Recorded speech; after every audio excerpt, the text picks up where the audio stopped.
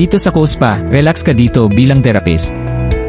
Una, punta ka lang sa Play Store at i-search ang Kuspa. Yes, sa Kuspa then install mo agad.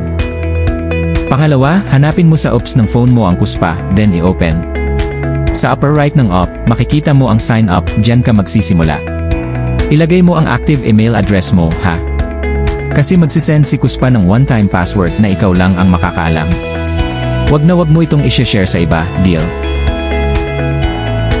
Pag na-receive mo na yung one-time password mo, automatic ka nang nakalagin sa iyong therapist account sa Kuspa.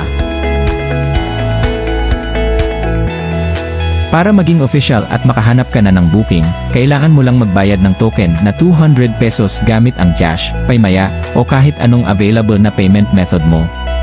O diba, ang dali lang.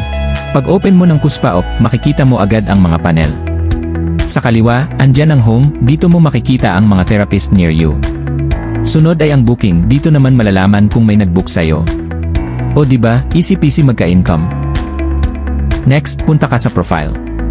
Dito, pwede mong i-upload ang profile pic mo, ilagay ang height, body type, at konting description para mas makilala ka ng clients, syempre, para makita rin ang galing at kalidad mo bilang therapist.